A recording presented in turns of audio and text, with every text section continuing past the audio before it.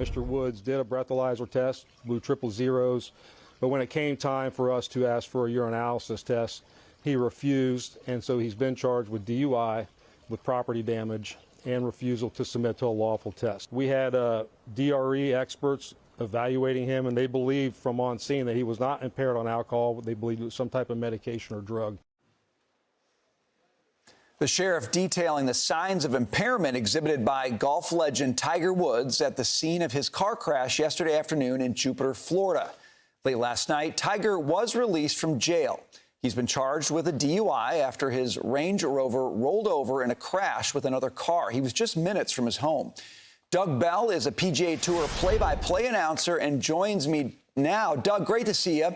I want to just ask you if you were surprised by this, but I'll preface it by saying I've been paying attention to Tiger on this latest comeback, saw him in the TGL competition, seen pictures of him. He looks like he's in great shape and like really on a comeback. Did it surprise you to see this? It did, Brian. And let me first say, I live in Jupiter, Florida. I've been down that road where the accident happened many, many times. And we should tell people it's a neighborhood street, very narrow, speed limit 25 to 30 miles an hour. There's joggers, there's people riding bikes, people walking their dogs. Thank God nobody was injured yesterday. The person who got hit, Tiger himself, or just people in the neighborhood. Let's first say that. But yes, Tiger has looked fantastic in this latest comeback attempt.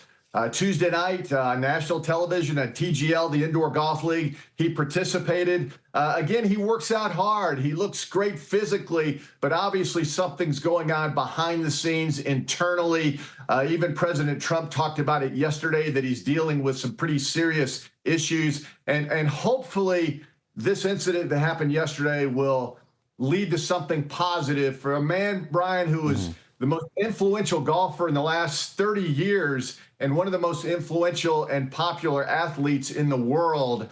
It's troublesome to see what happened yesterday. It is a pattern that has developed. And again, let's just emphasize, let's hope this leads to something positive for one of the great athletes and figures in the sports world that we've seen in a long, long time. He's one of the easiest guys to want to root for in terms of a comeback.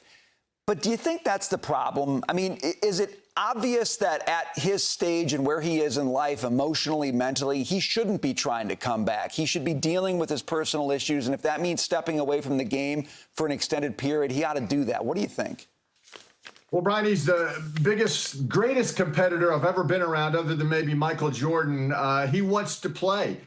He missed being away from the game, all these stints that he rehabs these injuries. That's why TGL was important. That's why he's involved in the negotiations for the new schedule and TV contract with the PGA Tour. That's why he's already signed up to play in the Senior U.S. Open. That's why he was intimating that he might play in the Masters in a couple of weeks.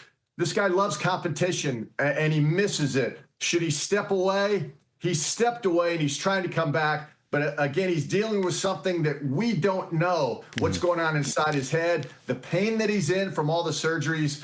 So maybe stepping away, Brian, might be the best thing. Yeah. But it's hard to keep a man this competitive away from something that he loves so much. I hear you, Doug, and you're right. The best news out of this is nobody was hurt. So thanks very much for your perspective. Good to see you today. I'm Steve Ducey. I'm Brian Kilmeade. And I'm Ainsley Earhart. And click here to subscribe to the Fox News YouTube page to catch our hottest interviews and most compelling analysis.